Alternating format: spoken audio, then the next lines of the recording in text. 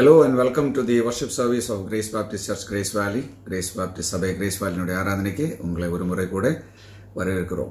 Let us sing some songs in praising our great God this morning. இந்த காலை வேளையிலே கர்த்தரை துதிக்கும்படிக்கு ஒரு சில பாடல்களை நாம் சேர்ந்து பாடுவோம்.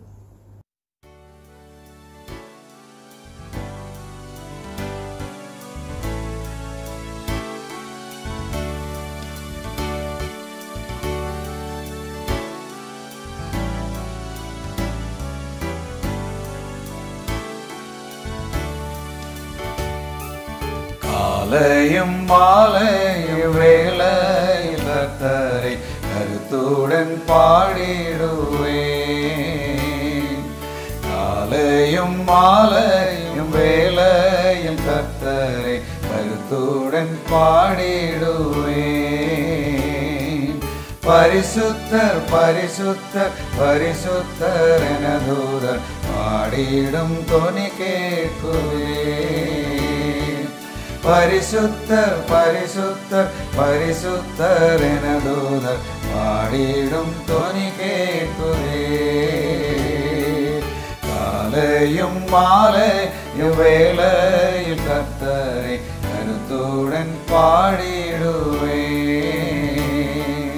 காலையும் மாலையும் வேளையும் கர்த்தரை கருத்துடன் பாடிடுவேன்.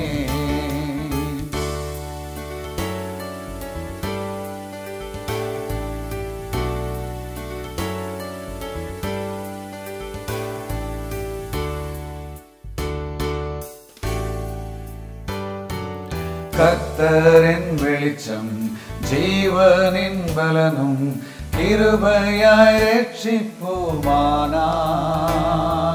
கர்த்தரின் வெளிச்சம் ஜீவனின் பலனும் கிருபையாய் ரட்சிப்புமானார். அஞ்சிடாமல் கலங்காமல் பயமின்றி திகழின்றி அனுதினம் வாழ்ந்திடுவேன். அஞ்சிடாமல் கலங்காமல் பயமின்றி திகழின்றி அனுதினம் வாழ்ந்திடுவேன். காலையும் மாலையும் வேளையும் கர்த்தரை கருத்துடன் பாடிடுவேன். காலையும் மாலையும் வேளையும் கர்த்தரை கருத்துடன் பாடிடுவேன்.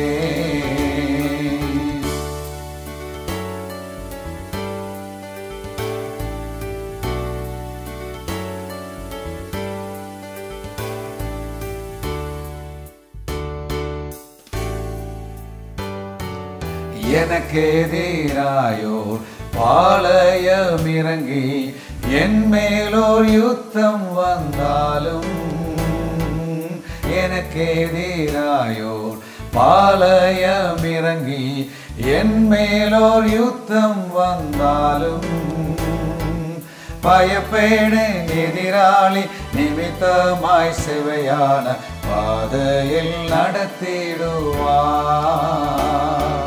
பயப்பேடேன் எதிராளி நிமித்தமாய் செவையான பாதையில் நடத்திடுவார். காலையும் மாலையும் வேளையும் கர்த்தரை கருத்துடன் பாடிடுவேன்.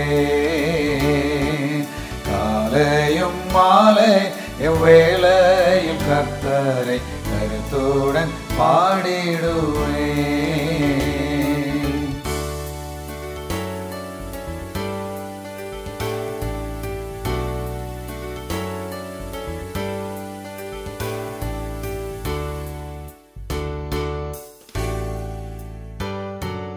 ஒன்றை நான் கேட்டேன் அதையே நாடுவேன், என்றும் தம் மகிமையை காண.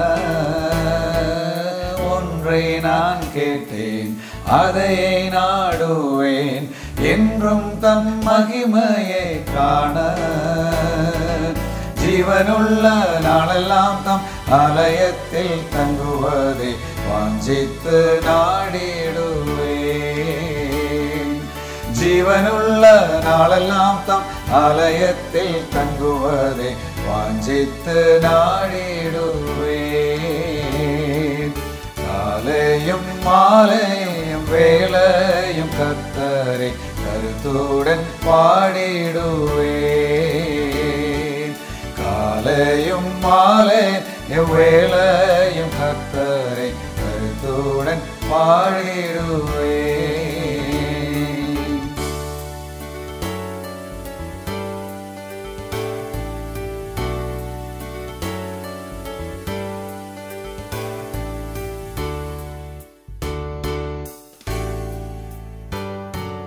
தீங்கு நாளில் தம் கூடார மறைவில் தேடி சேர்த்தென்னை மறைப்பார். தீங்கு நாளில் தம் கூடார மறைவில் தேடி சேர்த்தென்னை மறைப்பார். உன்னதத்தில் மறைவாக ஒளித்தென்னை பாதுகாத்து உயர்த்துவார் கண்மலை மேல்.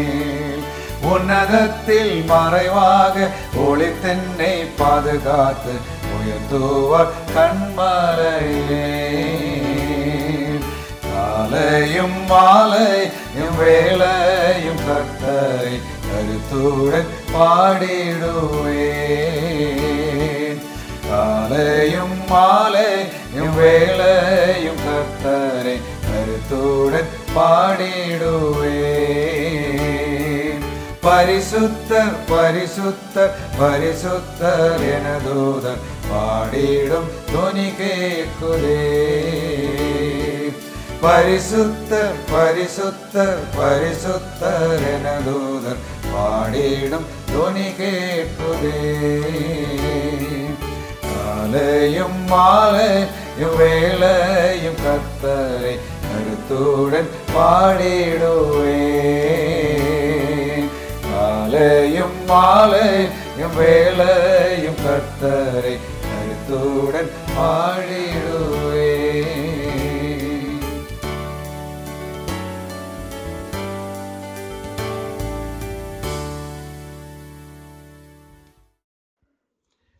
மகாபஸ்தம் கிருபையும் இறக்கம் அன்பு நின்ற கம்பின் ஆண்டவரே, இந்த காலை பொழுதுக்கான நன்றி எடுக்கிற கர்த்தாவே, இந்த நாளிலும் கூட கர்த்தாவே உமது அனாதி தீர்மானத்தின்படி நாங்கள் ஒருமித்து கூடி ஆண்டவரே உம்மை நோக்கி பார்ப்பதற்கு உண்டான கிருபினை தந்திருக்கிறீர்கள், அதற்காக நன்றி ஆண்டவரே. ஞாயிற்றுக்கிழமை ஆராதனையில் பங்கெடுக்கத்தக்கத்தான கிருபினை தந்திருக்கிறீர்கள், அதற்காக நன்றி தெய்வமே. இது உலகம் மொத்தம் ஆண்டவரே வேறுபட்டு தனித்தனியாக இருக்கும்போது கூட கர்த்தாவே உம்மை நோக்கி பார்ப்பதற்கு உண்டான கிருபினை எங்களுக்கு தந்த தெய்வக்காக நன்றி தெய்வமே. இந்த நேரத்திலும் கர்த்தாவே இந்த ஆராதனை முழுவதையும் கருத்தில் ஒப்புடுத்து ஜெபிக்கிறேன் கர்த்தாவே. இதை கேட்கிற ஒவ்வொருத்தருக்கும் ஆண்டவரே உமது கிருபை கூட இருக்க நீ உதவி செய்யணுமா கூட ஜெபிக்கிறேன் கர்த்தாவே. வரக்கூடிய இந்த ஆராதனையில் ஆராதனையில் வரக்கூடிய எல்லா பகுதியும் கருத்தில் ஒப்புடுத்து ஜெபிக்கிறேன் கர்த்தாவே. நீர் ஆசீர்வதி, நீர் பலப்படுத்தும், நீர் காத்துக்கொள்ளும் ஆண்டவரே. வரக்கூடிய செய்திக்காக ஒரு நன்றி எடுக்கிறேன் கர்த்தாவே. செய்தியை போதிக்கிற போதர்களுக்காக ஒரு நன்றி எடுக்கிறேன் கர்த்தாவே. அவருக்கு தேவையான ஞானத்தையும் விவேகத்தையும் பத்திலிருந்து கட்டளையிட வேணுமா கூட ஜெபிக்கிறோம் கர்த்தாவே. சரீரத்துக்கு தேவையான பலனையும் தந்தரல வேணுமா கூட ஜெபிக்கிறேன் கர்த்தாவே. இந்த நாளில் இந்த இக்கட்டான சூழ்நிலையில் கர்த்தாவே எங்கள் சபை விசுவாசிகள் ஒவ்வொருத்தரும் கருத்தில் ஒப்புடுத்து ஜெபிக்கிற கர்த்தாவே. ஒவ்வொருத்தருக்கும் தேவையான சரீர சுகத்தை தந்தரல வேணுமா கூட ஜெபிக்கிற கர்த்தாவே. தீங்கிலிருந்து விலக்கி காத்தரல வேணுமா கூட ஜெபிக்கிற கர்த்தாவே. நாங்கள் உலகத்திலிருந்து வேறுபட்டவர்களாய் உமக்கு ஏற்ற பிள்ளைகளாய் இருக்க நீர் உதவி செய்யணுமா கூட ஜெபிக்கிற கர்த்தாவே. தெய்வமே, இந்த நாளில் நாங்கள் உமது குமாரனின் சாயலை பெற்று உமது நாமத்தின் மகிமைக்கென்று ஜீவிக்க எங்கள் ஒவ்வொருத்தரையும் தகுதிப்படுத்த வேண்டுமா கூட ஜெபிக்கிறோம். துதிக்கான மகிமை எல்லாம் ஒருவருக்கே, கர்த்தர் மீட்பருமாய் இயேசு கிறிஸ்துவின் நாமத்தில் பிதாவே.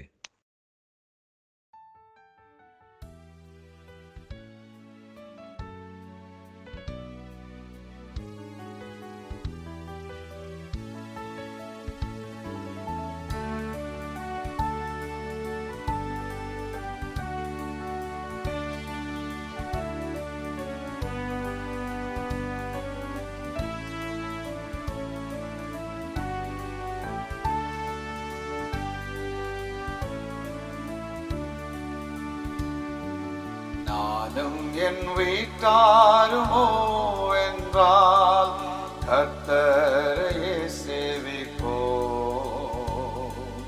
நீயும் சேவிப்பாயா,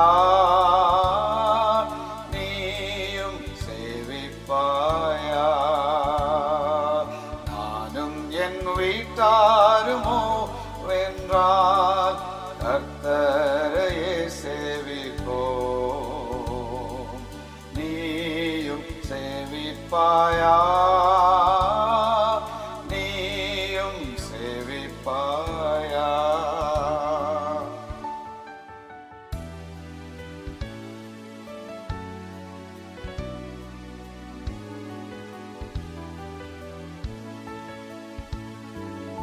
அடிமையான நம்மையுமே தேவாதி தேவன் மீட்டார். அடிமையான நம்மையுமே தேவாதி தேவன் மீட்டார். மாபெரும் அடையாளங்கள் செய்திட்ட கர்த்தரை சேவிப்பாயா. மாபெரும் அடையாளங்கள் செய்திட்ட கர்த்தரை சேவிப்பாயா. நானும் என் வீட்டாருமோ வென்றால் கர்த்தரையே சேவிப்போ. நீயும் சேவிப்பாயா, நீயும் சேவிப்பாயா.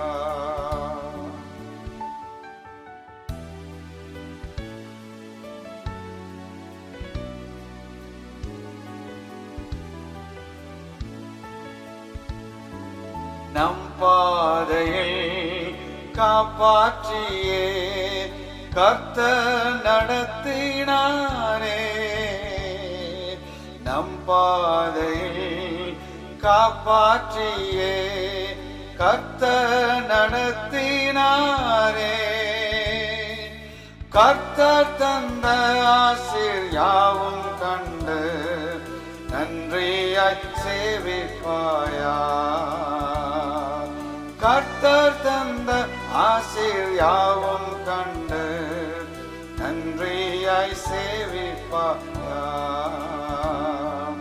நானும் என் வீட்டாருமோ வென்றால் கர்த்தரையே சேவிப்போ. நீயும் சேவிப்பாயா, நீயும் சேவிப்பாயா. நானும் என் வீட்டாருமோ வென்றால் கர்த்தரையே சேவிப்போ. நீயும் சேவிப்பாயா, நீயும் சேவிப்பாயா.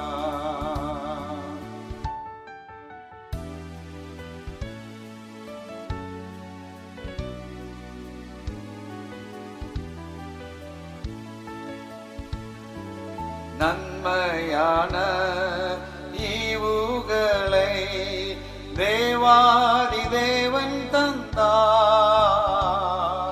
நன்மையான ஈவுகளை தேவாதி தேவன் தந்தார்.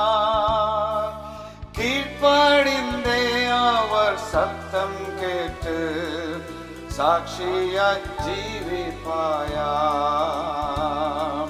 கீழ்ப்படிந்தே அவர் சத்தம் கேட்டு சாட்சியாய் ஜீவிப்பாயா.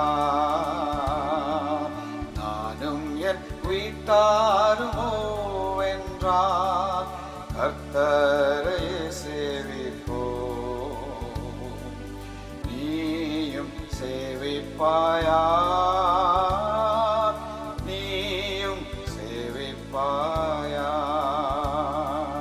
நானும் என் வீட்டாருமோ வென்றால் கர்த்தரையே சேவிப்போ. நீயும் சேவிப்பாயா,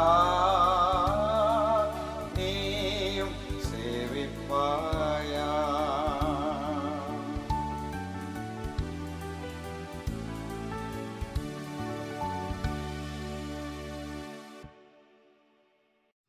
அன்பின் தேவனே, பரலோக பிதாவே, இந்த நல்ல வேலைக்காக நன்றி செலுத்துகிறோம். எத்தனையோ பேர்கள் அதை ஸ்லாக்கியத்தை கொடுத்து இந்த கிரேஸ் பேப்டிஸ்ட் சபை ஆராதனையில் பங்கு பெற வைத்திரியாக இருக்காங்க. நன்றி. இப்பொழுதும் உடைய வார்த்தையை நாங்கள் கேட்கப் போகிறோம். செய்தியை கொடுக்க போகிற தலைமை போதவருக்காக நாங்கள் நன்றி செலுத்துகிறோம். தொடர்ந்து அவரை எடுத்து நீர் இந்த ஊழியத்திலே பயன்படுத்தும். அநேக காரியங்களை நீர் அவர் மூலியமாக கற்றுக் கொடுத்தீர். இன்னும் நீர் கற்றுக் கொடுப்பீர் என்று நாங்கள் விசுவாசிக்கிறோம். அதே போல் நாங்கள் கேட்கிற செய்தி எங்களுடைய வாழ்க்கையில் நாங்கள் பயன்படுத்த எங்களுக்கு தேவையான அறிவையும் ஞானத்தையும் கொடுக்கணுமா ஜெபிக்கிறோம். நாங்களும் மற்றவர்களுக்கு இந்த நற்செய்தியை நாங்களும் சொல்ல நீர் எங்களை எடுத்து பயன்படுத்தும். எல்லாவற்றையும் உடைய கரத்தில் ஒப்பு கொடுக்கிறோம். இயேசு கிறிஸ்து மூலம் ஜெபிக்கிற நல்ல பிதாவே, ஆமென்.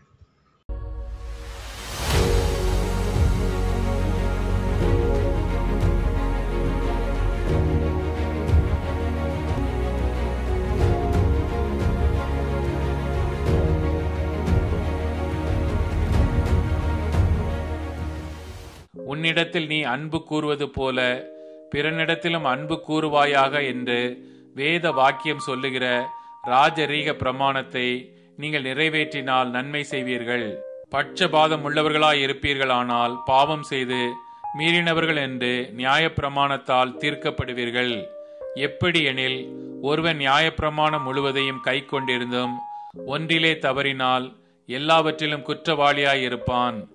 ஏனென்றால் விபச்சாரம் செய்யாதிருப்பாயாக என்று சொன்னவர் கொலை செய்யாதிருப்பாயாக என்றும் சொன்னார். ஆதலால் நீ விபச்சாரம் செய்யாமல் இருந்தும் கொலை செய்தாயானால் நியாயப்பிரமாணத்தை மீறினவன் ஆனாய். சுயாதீன பிரமாணத்தினால் நியாய தீர்ப்படைய போகிறவர்களாய் அதற்கேற்றபடி பேசி அதற்கேற்றபடி செய்யுங்கள். ஏனென்றால் இரக்கம் செய்யாதவனுக்கு இரக்கமில்லாத நியாய தீர்ப்பு கிடைக்கும். நியாய தீர்ப்புக்கு முன்பாக இரக்க மேன்மை பாராட்டும். Let's come back to the sermon this morning. நாம் செய்திக்காக கடந்து செல்வோம். We are going to just look at the second part of genuine believer and partiality. உண்மையான விசுவாசியும் பட்சபாதமும் என்ற அந்த தலைப்பில் இரண்டாவது பகுதி நான் இன்னைக்கு நம்ம பார்க்க போகிறது. James chapter 2 8 through 13. யாக்கோபு 2ஆம் அதிகாரம் அதனுடைய 8 to 13 வரை வசனங்கள் நாம் வந்து பார்க்க போகிறோம். The New Testament church was radically countercultural. கலாச்சாரத்துக்கு விரோதமாக இருந்தது புதிய ஏற்பாடு. How is it that? அது எப்படி? It consisted of Jews and Greeks, slaves and slave owners worshipping together. இந்த சபையானது இங்கே வந்து யூத மக்கள், கிரேக்கர்கள், அடிமைகளுக்குள்ள எஜமானன்கள், இவர்கள் எல்லாம் வந்து ஒன்றாய் இணைந்து ஆராதனை பண்ணுகிற ஒரு கூட்டமாய் காணப்படுகிறது. Some have criticized the New Testament for not strongly condemning slavery. ஒரு சில நபர்கள் வந்து சபை வந்து அல்லது புதிய ஏற்பாடை வந்து குற்றம் சாட்டுகிற ஒரு காரியம் என்னவென்றால் இந்த அடிமத்தனத்தை வந்து இது கண்டிக்கவில்லை என்று சொல்லி. But if it had put an emphasis there, the gospel would have become eclipsed by anti-slavery message. இப்போ அப்பேற்பட்ட ஒரு செய்தி புதிய ஏற்பாடில் இருந்திருந்தா எங்க பார்த்தாலும் வந்து அடிமைத்தனத்துக்கு விரோதமான ஒரு செய்தியால் நிறைந்த ஒரு புத்தகமாய் காணப்படும். And Christianity would have been stamped out as a revolutionary movement that threatened the cultural status quo. அப்போ அந்த கலாச்சாரத்துக்கு விரோதமாக இருக்கக்கூடிய ஒரு காரியம் என்று சொல்லி கிறிஸ்துவத்தை வந்து புறம்பே தள்ளுகிற ஒரு சூழ்நிலை ஏற்பட்டிருக்கலாம். Rather, by proclaiming the gospel, by exhorting both slaves and slave owners to regard each other as brothers in God's family.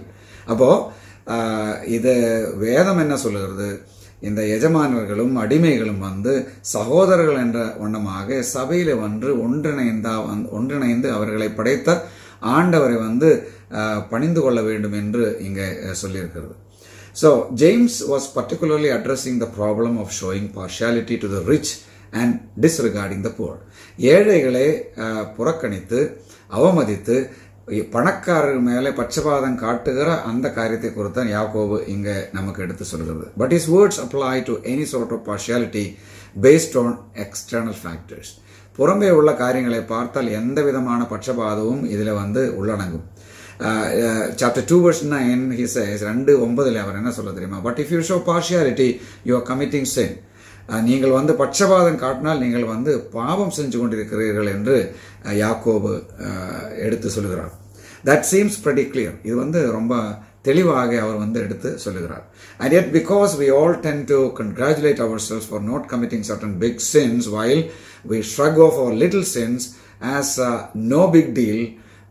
So இங்கே வந்து நம்ம வந்து சின்ன பாவம் பெரிய பாவம் என்று சொல்லி இதெல்லாம் வந்து பெரிய பாவம் நான் செய்யவில்லை, சின்ன பாவம் நான் செஞ்சது என்று சொல்லி அதில் வந்து திருப்தி அடைந்திருக்கிற நபர்களாய் நாம் காணப்படுகிறது உண்டு. And this problem is of partiality still plagues the church. அப்போ இந்த பட்சபாதம் என்ற ஒரு காரியம் சபையை வந்து அதை வந்து வேட்டையாடி கொண்டிருக்கிற ஒரு காரியமாய் காணப்படுகிறது. So James teaching here is relevant for our times. அப்போ யாக்கோபு கற்றுக் கொடுக்கிறது நம்மளுடைய இந்த காலத்துக்கு நேரத்துக்கும் பொருந்த காரியம் என்று நாம் மறக்கக்கூடாது. Last week we looked at the first two reasons for why partiality is wrong. இந்த பட்சபாதம் வந்து ஏன் தவறு என்பதை குறித்து 2 காரணங்கள் நாம் வந்து ஏற்கனவே பார்த்தோம். Number 1, it usurps God's sovereignty. Chapter 2, 1-5. 1-5 வரைக்கும் நான் பார்த்தது இந்த பட்சபாதம் வந்து தேவனுடைய அந்த சர்வாதிகாரம் உள்ள அந்த ஸ்தானத்தை பறித்தெடுக்க ஒரு முயற்சி பண்ணுறதுதான். And it aligns you with God's enemies. Chapter 2, 6-7. 2ஆம் அதிகாரம் 6-7 வரை வந்து நீ வந்து தேவனுடைய எதிரிகளோடு உன்னை வந்து சேர்த்து வைக்கும் என்ற காரியம் நம்ம வந்து பார்த்தோம். Today we come to the third reason. 3வது காரணத்துக்காக நாம் கடந்து வருகிறோம். Chapter 2, verse 8-13. 2ஆம் அதிகாரம் 8-13 வரை உள்ள வசனங்கள். What is that? Partiality is wrong because it violates God's law of love. இந்த பட்சபாதம் வந்து மிக தவறானது காரணம் தேவனுடைய நியாயமான அந்த அன்பை வந்து இது புறக்கணிக்கிற ஒரு காரியமாய் காணப்படுகிறது. So here is the flow of the thought. நம்ம சிந்தனை வந்து இதனுடைய சிந்தனை வந்து பார்ப்போம். To show partiality violates the second great commandment of God's law. தேவனுடைய அந்த கட்டளையில 2வது கட்டளை வந்து அந்த மிக பெரிய கட்டளைகள்ல 2வது கட்டளை வந்து அது முறியடிக்கிறதா இது. To love your neighbor as yourself. உன் பிறனை உன்னே போல் உன் பிறனை நேசிக்க வேண்டும் என்ற அந்த ஒரு செய்தியை வந்து அந்த ஒரு கட்டளை வந்து முறியடிக்கிற ஒரு காரியமாக இது காணப்படுகிறது. So to break God's law is sin and to break one part of it is to break the whole. தேவனுடைய கட்டளை மீறுவது பாவம். அது தேவனுடைய கட்டளையில ஒன்று மீறினாலும் எல்லாம் மீறினது மாதிரி தான் அது இருக்கும். Since God's law will be the standard by which everyone will be judged. தேவனுடைய சட்டத்தின் அடிப்படையில் தான் எல்லாரையும் வந்து நியாயம் தீர்ப்பது. So we should live in light of that coming judgment. அப்போ வரப்போகிற அந்த நியாய தீர்ப்புக்கு அடிப்படையில் நாம் வந்து வாழ வேண்டும். Especially by showing mercy to the poor. ஏழைகளுக்கு நாம் வந்து கருணை காட்டுகிற நபர்களாய் நம்முடைய வாழ்க்கையில் நாம் காணப்பட வேண்டும். So let's look at the first point. 1வது பாயிண்ட் நாம் பார்ப்போம். God's law is love. தேவனுடைய சட்டம் என்று சொன்னால் அது அன்பு. But partiality violates that law. பட்சபாதம் அந்த நியாய பிரமாணத்தை வந்து முறியடிக்கும். Chapter 2, verse 8-9. 2ஆம் அதிகாரம் அதனுடைய 8-9 உள்ள வசனங்கள். In verse 8, James seems to be anticipating his readers' objection. இந்த 8வது வசனத்தில் யாக்கோபு எழுதும் பொழுது அவருடைய வாசிப்பாளர் வந்து அவருக்கு விரோதமாக இதுக்கு எதிராக வந்து பேசுவது அவர் வந்து கல்பனை பண்ணி James by showing the rich man to the best seat, we are only following the biblical injunction to show proper honor where honor is due. அப்போ இவங்க என்ன சொல்ல தெரியுமா, வேதத்தில் சொல்ற மாதிரி கணம் யாருக்கு கொடுக்கணுமோ அந்த கணத்தை நாம் கொடுக்க வேண்டும் என்ற காரியத்தை வந்து நாங்கள் வந்து செய்ய போகிறோம் என்று அவர்கள் வந்து திருப்பி கேட்கும் என்ற அந்த காரியத்தை உணர்ந்து கொண்டு இங்க யாக்கோபு பேசுகிறார். After all if we were rich, that's how we would want to be treated. நான் வந்து பணக்காரர் என்று சொன்னால் இப்படி தான் வந்து மற்ற நபர்கள் நம்மளை வந்து என்ன உபசரிக்க வேண்டும் என்று நாம் வந்து நினைக்கும். We are just following the golden rule. இந்த சரியான அந்த சட்டத்தை வந்து நாங்கள் வந்து கடைபிடிக்கிறோம் என்று இவர்கள் சொல்லலாம். With tongue in cheek, James says, that's fine.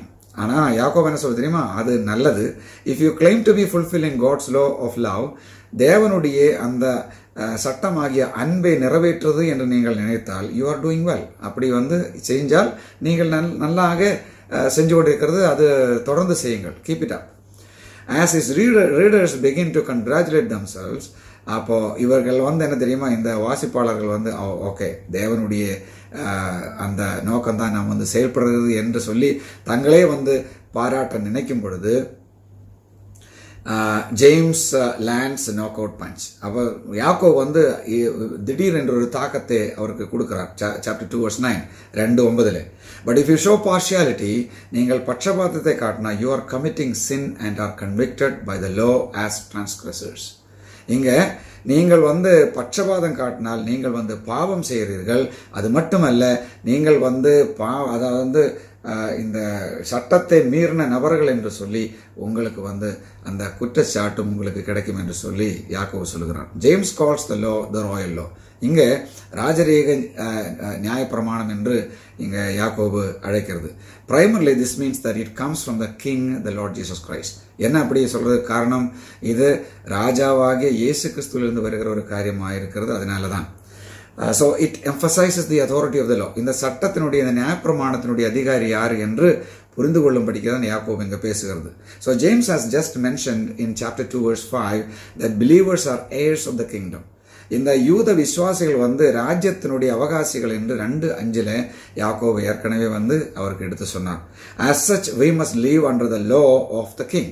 அவர் ராஜாவினுடைய அரசனுடைய அந்த சட்டத்துக்கு கீழதான் வந்து நாம் வாழ வேண்டும். So the royal law, ராஜரீக அந்த நியாயப்பிரமாணம், probably refers to the whole law as interpreted and handed over to the church in the teaching of Jesus. அப்போ இங்க இந்த ராஜரீகமான இந்த நியாயப்பிரமாணம் என்று சொல்லும் பொழுது சபைக்கு கொடுக்கப்பட்ட இயேசு கிறிஸ்துவினுடைய அந்த கல்வி என்று நாம் புரிந்து கொள்ள வேண்டும். So that law is contained in scripture. இந்த நியாயப்பிரமாணம் புதிய ஏற்பாட்டில் நமக்கு அந்த வேதத்தில் நம்மளால பார்க்க முடியும். So the Bible is our authoritative rule of life. வேத புத்தகம் தான் நம்மளுடைய வாழ்க்கைக்கு, நம்முடைய விசுவாசத்துக்கும் வாழ்க்கைக்கும் ஆதாரமாய் காணப்படுகிறது. It reveals God's will for how should we think and live. நாம் எப்படி யோசிக்க வேண்டும், எப்படி வாழ வேண்டும் என்று வேதத்திலிருந்து தான் நாம் கற்றுக்கொள்ள வேண்டும், மற்ற நபர்களிடத்திலிருந்து அல்ல. So we should always read and study it with a view to how it applies to our daily life. நம்மளுடைய அனுதின வாழ்க்கையில அது எப்படி நமக்கு வந்து செயல்பாட்டு முறையில கொண்டு வரலாம் என்றதை பார்த்து கொண்டு வேதத்தை வந்து வாசித்து அதை நாம் கற்றுக்கொள்ள வேண்டியது நம்முடைய உத்தரவாதமாய் காணப்படுகிறது. James singles out the command from Leviticus 19:18. யாக்கோபு இது வந்து லேவியாகமம் 19:18 இருந்து இந்த கட்டளை வந்து நமக்கு எடுத்து சொல்லுகிறது. You shall love your neighbor as yourself. பிறனை வந்து உன்னை போல் நேசிக்க வேண்டும் என்று சொல்லி, நம்மை நேசிக்கிறதுக்கு நாம் யாரும் வந்து கற்றுக் கொடுக்க வேண்டிய அவசியம் கிடையாது, கற்றுக்கொள்ள வேண்டிய அவசியம் கிடையாது. நாம் நேசிப்பது யாரும் சொல்லாமலே நம்ம அதை செய்யும். அப்போ இந்த கட்டளை என்ன தெரியுமா? நீ உன்னை எப்படி நேசிக்கிறதோ அதே மாதிரி உன்னுடைய பிறனை நேசிக்க வேண்டும். And are we doing that? நாம் அது செய்வதுண்டா என்ற ஒரு கேள்வி நாம் கேட்க வேண்டும். Most of the time, we try to just say wrong things about others. ஏராளமான நேரங்களில் மற்ற நபர்களை பற்றி குற்றம் சாட்டுகிற நபர்களாய் நாம் வந்து காணப்படுகிறது. மற்ற நபர்களை பார்க்கும்போது வெளிப்படையாக அந்த சிரிச்சு காட்டி உள்ள வந்து பெரிய கொடும் விஷத்தை வச்சு செயல்பட்டு கொண்டிருக்கிற ஒரு காட்சி தான் நம்ம எல்லாரும் பார்க்கிறது. அது என்னுடைய வாழ்க்கை இருந்தாலும் உன்னுடைய வாழ்க்கை இருந்தாலும் அதை மாற்ற வேண்டும். ஆண்டவர் நம்மளுடைய யோசனைகளை, நம்மளுடைய சிந்தனைகளை வந்து அவர் வந்து எல்லாம் பார்த்து கொண்டுதான் இருக்கிறது. So God is watching over what we think and what we do. So usually, we just have a poison inside and we just have a great smile on our face and people think that, we are very genuine. நாம் உண்மையுள்ள நபர்கள் என்று மற்ற நபர்கள் நினைக்கும்படிக்கு நம்ம வந்து பெரிய நடிகர்களாய் காணப்படுது. We are just so much actors in our life. We talk sugar coated words, சக்கரை அது போட்ட வார்த்தைகளை வந்து அப்படியே நம்ம வந்து விடும். Some people just believe that. ஒரு சில நபர்கள் வந்து அது விசுவாசித்து அதுல அந்த ட்ராப்ல அதுல பெற்று அதுல வந்து விழுந்துடும். Okay? And by God's grace, I can just understand when people talk like that. ரொம்ப வருஷம் அனுபவம் உள்ளதுனால ஆளுகள் வந்து இந்த மாதிரி வந்து முகஸ்துதி என்று சொல்லுவோம். அந்த பார்த்து ஐயோ நீங்க அப்படி இருக்கு இப்படி இருக்குன்னு சொல்லிட்டு பேசும்போது நமக்கு தெரியும் இது வந்து சரியான முறையில் பேசவில்லை என்று சொல்லி. என்ன காரணம் தெரியுமா? அந்த பேச்சொன்னு, அவருடைய செயல்பாடுகள் வேற மாதிரி இருக்கும். They speak something and their activities shows entirely different. Their words and their action doesn't match. They talk the talk, but they don't walk the talk. அவர் பேசிக்கொண்டே இருக்கும், ஆனால் அவருடைய பேச்சு நடவடிக்கையில இருக்காது. If you are a person like that, you should change now. You should just come to the Lord and say, Lord, I am sorry for doing that. அப்பேற்பட்ட ஒரு நபர்களாய் நீங்கள் காணப்படுறது என்று சொன்னால் இப்போவே ஆண்டவர் அண்டை வந்து, ஆண்டவரே என்னை மன்னியும், நான் புறமே ஒரு முகத்தை வச்சு உள்ள விஷத்தை வச்சு கொண்டு நடக்கிற ஒரு நபர், ஆண்டவரே அது என்னுடைய மன்னியும் என்று சொல்லி, உன்னை போல் உன்னுடைய பிறனை, you should love your neighbor as yourself. That's what it says. Now, this is cited 6 times in the Synoptic Gospels and also in Romans 13:9 and Galatians 5:14. இது சுவிசேஷங்களிலேயும் ரோமா நிருபத்திலே 13:9, கலாத்தியர் 5:19, 5:14 6 வாட்டி இது எடுத்து மறுபடியும் சொல்லியிருக்கு. Jesus referred it to as the second great commandment. அதாவது இரண்டாவது கட்டளை என்ன? அதுதான் மிகப்பெரிய கட்டளை என்ன தெரியுமா? You shall love your Lord, okay, after the first command. You shall love the Lord your God with all your heart, with all your soul and with all your mind. உன்னுடைய மனது கொண்டும் உன்னுடைய ஆத்மாவை கொண்டும் உன்னுடைய இருதயம் கொண்டும் நீ தேவனை, உன்னுடைய கர்த்தராகிய தேவனை நீ நேசிக்க வேண்டும் என்று சொல்லி Matthew chapter 22:37, Mathai 22:37. He added 22:40, 22:40. On those 2 commandments depend the law, the whole law and the prophets. இங்கதான் தீர்க்கதரிசிகள் எழுதப்பட்ட எல்லா காரியங்களும், எல்லா நியாய பிரமாணங்களும் இந்த 2 கட்டளைகளை. நீங்க தேவனை முழுசா நேசிக்க வேண்டும், உன்னை போல் பிறனை நேசிக்க வேண்டும். இதுல தான் எல்லா கட்டளைகளும் இருக்கிறது என்று சொல்லி அங்க சொல்லி இருக்கிறது. Just prior to the command to love your neighbor, பிறனை நீ நேசிக்க வேண்டும் என்று சொல்வதற்கு முன்பதாக மோசஸ் wrote Leviticus 19:15. மோசே லேவியாகமம் 19:15 எழுதினார். You shall do no injustice in judgment.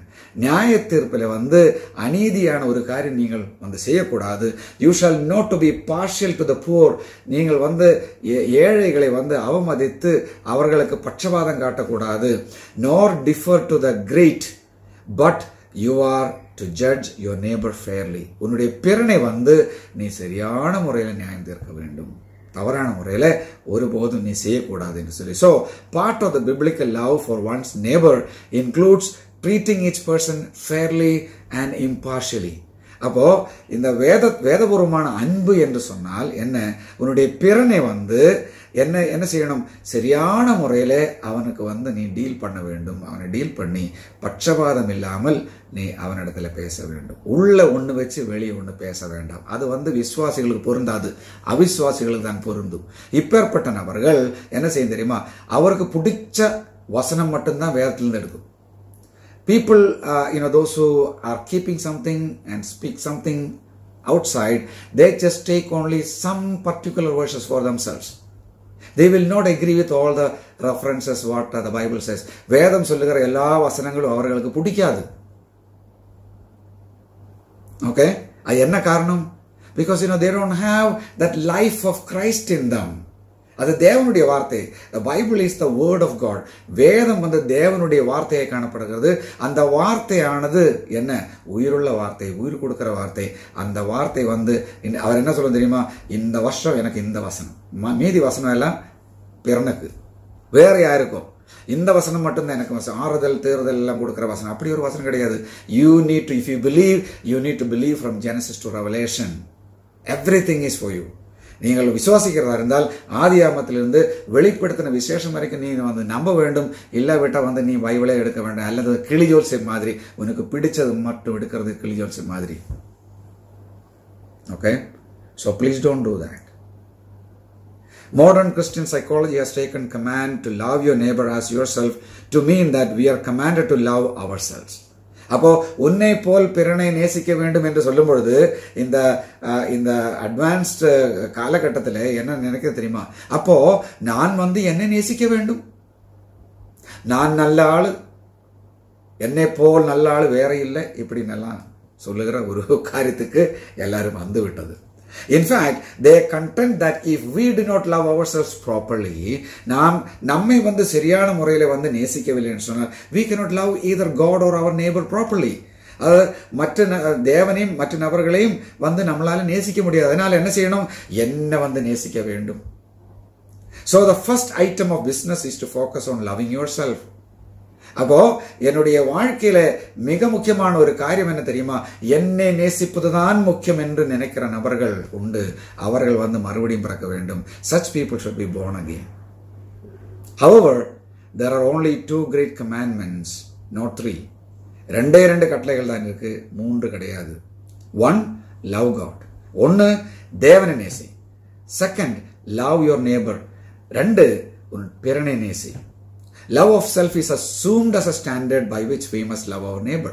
அதாவது உன்னை நீ கண்டிப்பா நேசிக்கும் என்பதில் அதுல வந்து தர்க்கமே கிடையாது. அது தெளிந்த ஒரு காரியம். That means you will love yourself. That is an understood factor. So based on that, you love yourself. Okay, you have to love others. மற்ற நபரை நீங்கள் வந்து நேசிக்க வேண்டும். It's not outward action and so outward appearance, but it should be from deep in. Okay? அதாவது உள்ள இருந்து வரணும். அது வெளியே வந்து ஏதோ பேசி சிரிச்சு காட்டுறதல்ல, உள்ள இருந்து வரணும். You examine your life. Is your word and your action or your heart goes together? உங்களுடைய வார்த்தையும் உங்களுடைய மனதும் வந்து ஒரே போல் இருக்கிறதா, உன் ஹிருதயத்தில் இருக்கிறதா, உன் வெளியே வருது. கொஞ்சம் யோசித்து பாருங்க. Okay, John Calvin saw this centuries ago when he wrote this. John Calvin என்ற அந்த இறையியல் வல்லுநர், அவர் வந்து இது ஏராளமான வருடங்களுக்கு முன்பு, நூற்றுக்கணக்கு வருடங்களுக்கு அவர் எழுதுனது என்ன தெரியுமா? And obviously since men were born in such a state that they are too all much inclined to self-love. மனிதன் என்ன தெரியுமா? சுய அன்பில் இருக்கக்கூடிய நபர்கள். If somebody come and tell you that you are so beautiful, you are just so good, you are so kind, you are just uplifted.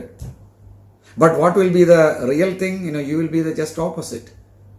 ஒரு சிலர் வந்து நீங்க அழகா இருக்கிறீங்க, நீங்க நல்லா இருக்கிறீங்க, நீங்க வந்து தயவுள்ளவரா இருக்கிறீங்க, நீங்க வந்து நல்ல சுபாவமுள்ள நபர் எல்லாம் சொல்லும்போது அப்படியே மேல மிதந்து போயிடும். ஆனா உண்மையில வந்து நீங்கள் வந்து அதுக்கு ஜஸ்ட் ஆப்போசிட்டா இருக்கும்.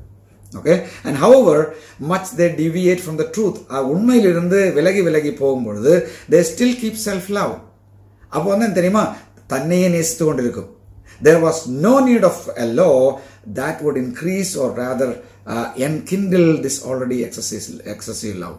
நமக்கு மேல வந்து அன்பு இருக்கு, அதுக்கு வந்து வேறொரு சட்டம் நமக்கு கொடுக்க வேண்டிய அவசியம் கிடையாது. Hence it is very clear that we keep commandments not by loving ourselves but loving God and neighbor.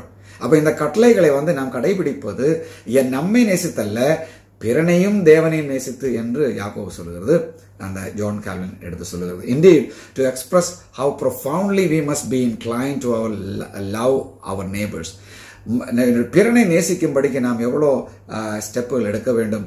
Leviticus 19:18, லேவியாகமம் 19:18, the Lord measured it by the love of ourselves because he had at hand no more violent or stronger emotion than this. அப்போ தேவன் எதனால எடுத்து தெரியுமா? என்ன நான் நேசிக்கிறதோட ஒரு உணர்ச்சி வசம் வேற கிடையாது. அதனாலதான் ஆண்டவர் எடுத்தது. நீ உன்னை நேசிக்கிற வண்ணமாக உன்னுடைய பிறனை நேசிக்க வேண்டும் என்று ஆண்டவர் சொல்வதற்கு அதுதான் முக்கியமான ஒரு காரணமாய் காணப்படுது. So the point of second great command is, இரண்டாவது கட்டளையினுடைய அந்த கருத்து என்னவென்றால், you care about your own needs. நீ வந்து உன்னுடைய தேவைகளை கண்டிப்பா நீ சந்திப்பீர். Show the same care for the need of others. உன்னுடைய தேவைகளை நீ சந்திக்கிற வண்ணமாக மற்ற நபர்களுடைய தேவை நீ சந்திக்க வேண்டும். You care about your own feelings. உங்களுடைய உணர்ச்சி வசத்தை பற்றி நீங்கள் வந்து ரொம்ப அக்கறை உள்ள நபர்களாய் காணப்படுகிறது. Show the same care for the feelings of others. மற்ற நபர்களுடைய ஃபீலிங்ஸை வந்து நீ வந்து அது உட்கொள்ள வேண்டும் என்று சொல்லி, you care about your own desires. நீ வந்து உன்னுடைய விருப்பத்தை மட்டும்தான் வந்து நீ வந்து நேசித்து கொண்டிருக்கிறது. Show the same care for the desires of others. மற்ற நபர்களுடைய விருப்பத்தை வந்து நீ வந்து அதே எல்லாத்தையும் வந்து உட்கொள்ள வேண்டும். You care about how others treat you. மற்ற நபர்கள் உன்னை வந்து எப்படி வந்து ட்ரீட் பண்றது என்று அதை குறித்து ரொம்ப கவலை உள்ள நபர்களாய் காணப்படும். Treat them as you would wanted to be treated. உன்னை வந்து மற்ற நபர்களை எப்படி ட்ரீட் பண்ணுமோ அதே மாதிரி நீ வந்து மற்ற நபர்களை ட்ரீட் பண்ண வேண்டும், செயல்பட வேண்டும், அவரை உட்கொள்ள வேண்டும் என்றுதான் யாக்கோபு சொல்லுகிறது, ஆண்டவர் சொல்லுகிறது. But in case anyone doesn't get it, இது யாருக்கும் புரியவில்லை என்று சொன்னால், ஜேம்ஸ் கோஸ் ஆன் இன் 2:9, யாக்கோபு 2:9 தொடர்ந்து சொல்லிக் கொண்டிருக்கிறார், to apply the law of love specifically to partiality. அப்போ இந்த பட்சபாதத்தில் நீங்கள் வந்து என்ன செய்யணும் தெரியுமா? அங்க இந்த அன்பு என்ற சட்டத்தை நீங்கள் வந்து செயல்பாட்டு முறையில் கொண்டு வர வேண்டும். To show partiality to the rich while you treat the poor with contempt. ஏழையை வந்து அவமதித்து கொண்டு பணக்காரனை வந்து உயர்த்தி காட்டுகிற ஒரு நபராய் நீங்கள் காணப்பட்டால், to show partiality to a certain race, ஒரு சில நபர்களிடத்திலே பட்சபாதம் காட்டுகிற நபர்களாய் நீ காணப்பட்டால், while treating those another race as inferior, மற்ற ஜாதியில் உள்ளவர்கள் வந்து தாழ்த்தப்பட்டவர்கள் என்று நீங்கள் வந்து நினைத்து கொண்டால், it is to commit sin. அது வந்து பாவம் செய்கிற மாதிரி இருக்கும். In case we didn't understand those plain words, இந்த தெளிந்த வார்த்தைகள் உங்களால் புரிந்து கொள்ள முடியலன்னா, James adds, you are convicted by the law as transgressors, guilty. யாக்கோபு என்ன சொல்ல தெரியுமா? இது உன்னால புரிந்து கொள்ள முடியலன்னா நீ வந்து குற்றவாளி என்று அந்த குற்றம் உன்மேல் சாட்டப்பட்டது. என்ன தெரியுமா? நீ வந்து உன்னை போல் உன்னுடைய பிறனை நேசிக்கவில்லை என்று சொல்லி. So how do you love others? மற்ற நபர்களை நீ எப்படி நேசிப்பது? Do you look at them as inferior than yourself? உங்களை காட்டிலும் தாழ்ந்த நபர்கள் அப்படின்னு நீங்கள் நினைக்கிறது உண்டா? Do you really love the parents as you ought to love? பெற்றோரை வந்து கணம் பண்ணி ஆண்டவர் சொன்ன இது கர்த்தருக்குள் நியாயம் என்று சொல்லி அப்போஸ்தலனாகிய பவுல் சொல்லி இருக்குது. அதுபோல் வந்து பெற்றோரை வந்து கணம் பண்ணுகிற நபரோ என்று நீங்கள் வந்து யோசித்து பாருங்கள். It's a shame that there are a lot of pastors and believers, they don't take care of their parents. They are great preachers and they don't take care of parents. அதாவது ஏராளமான போதகர்களும் விசுவாசிகளும் அவர் வந்து பெற்றோரை வந்து புறக்கணித்து அவருக்கு வந்து சாப்பாடு கொடுக்காமல், ஈவன் இந்த போதகர்கள் வந்து இந்த பெற்றோரை அடிக்கிற நபர்கள் கூட இருக்கு, அவரை வந்து அவதூறு பேசுகிற நபர்கள் இருக்கு. So just think about that. What kind of love you have? Do you believe in the God who is love? அன்பாயிருக்கிற தேவனை வந்து நீங்கள் வந்து விசுவாசிக்கிற நபர்களோ என்ற கேள்வி நீங்கள் கேட்க வேண்டும். இல்லாவிட்டால், இது காட்டாவிட்டால், you are guilty, நீ குற்றவாளி என்று வேதம் சொல்லுகிறது, ஆண்டவருடைய வார்த்தையை சொல்லுகிறது. Like a brilliant trial attorney, சரியான முறையில் வாதாடுகிற ஒரு அட்வொகேட்டை போல James knew that his readers would try to scream out under this guilty verdict by saying, அப்போ யாக்கோபு இது பேசும் பொழுது அவருடைய கேள்வியாளர்கள், இப்போ என்ன கேட்கிற நீங்களும் நிறைய கேள்விகள் கேட்க வர மாதிரி யாக்கோபுக்கு தெரியும் இவர் வந்து கேள்வி கேட்க போறேன்னு சொல்லி.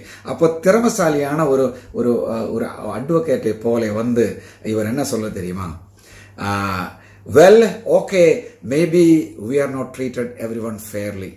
நாம் வந்து எல்லாரையும் வந்து ஒரே போல் வந்து நம்ம ட்ரீட் பண்ணவில்லை. But it is not a big deal. அது பெரிய ஒரு காரியம் கிடையாது.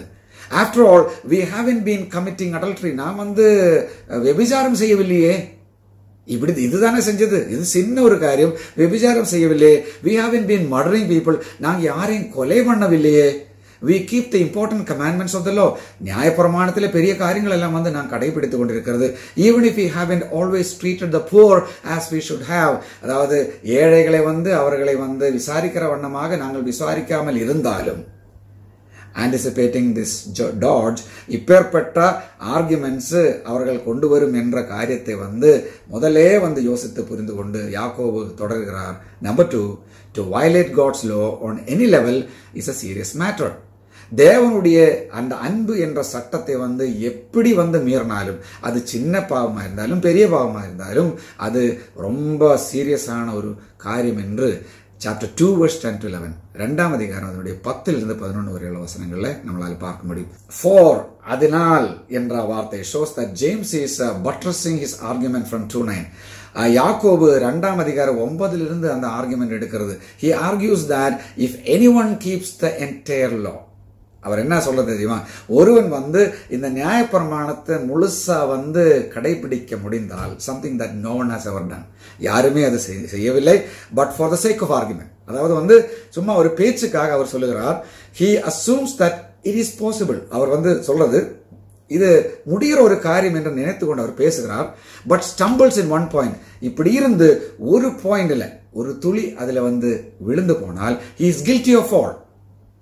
எத்தனை கட்டளைகள் இருந்தாலும் அதுல ஒண்ணுல வந்து விழுந்து போனா எல்லாத்திலையும் வந்து அவன் இந்த குற்றவாளியை காணப்படும் என்று சொல்லி அவர் சொல்லுகிறார். In other words, the law is a unity. இந்த நியாயப்பிரமாணம் வந்து எல்லாம் ஒன்றிணைந்திருக்கிறது, ஒண்ணுக்கொன்னு இணைந்திருக்கிறது. லைக் எ செயின், ஒரு சங்கிலி மாதிரி.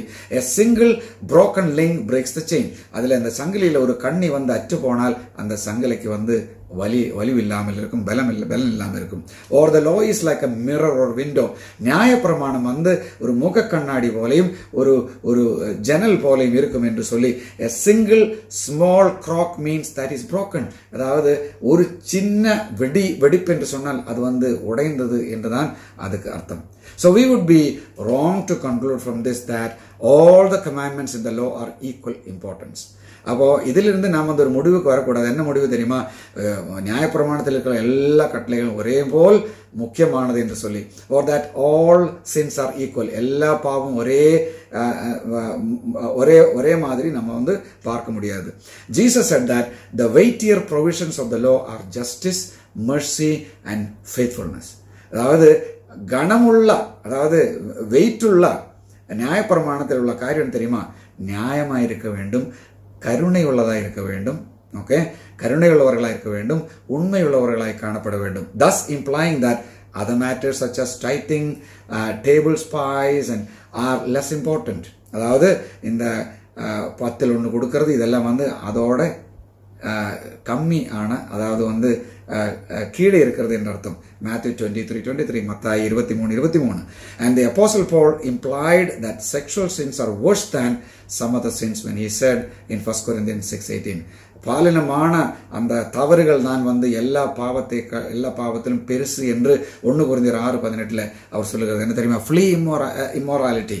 அதார்மிகமான காரியத்திலிருந்து நீங்கள் வந்து விலகி ஓட வேண்டும். every other sin that man commits is outside the body, but the immoral man sins against his own body. மற்ற பாவங்கள் எல்லாம் வந்து சரீரத்துக்கு புறமையும், இந்த விபச்சாரம் வந்து சரீரத்துக்குள்ளே அவர் செய்கிறார் என்று சொல்லி. So mental lust is sin. மனதில் இருக்கிற அந்த இச்சை வந்து பாவம் தான். But it is worse sin to commit immorality. அது நடைமுறையில கொண்டு வருவது பெரிய பாவம். Mental anger is sin. மனதில் இருக்கிற கோபம் வந்து பாவம் தான். But it is worse sin to murder someone. அந்த கோபத்தில் இன்னொரு ஆளை வந்து கொலை பண்றது அதோட பெரிய பாவம் தான். But James's point is, whatever the sin, it renders you a lawbreaker. எந்த பாவமா இருந்தாலும் நியாயப்பிரமாணத்தை வந்து முறியடிக்கிற நபர்களாய் நீ காணப்படும். you can be a good person in every other way. மற்ற விதத்தில் பார்த்தால் நீ வந்து நல்ல ஒரு மனிதனாய் காணப்படலாம். But if you break the law, you are a lawbreaker. அந்த சட்டத்தை வந்து மீறினால் நீ வந்து சட்டம் மீறின ஒரு நபராய் காணப்படும். For example, if a man is guilty of murder, ஒரு மனிதன் வந்து கொலைபாதகி என்று சொன்னால், when he goes before the court, it does not matter if he has been faithful husband and father. அவன் வந்து நல்ல ஒரு கணவனோ நல்ல ஒரு தகப்பனோ ஆயிருந்தனால அங்க வந்து ஒன்னும் அங்க ஜட்ஜு ஒரு சாதகமா செய்யாது.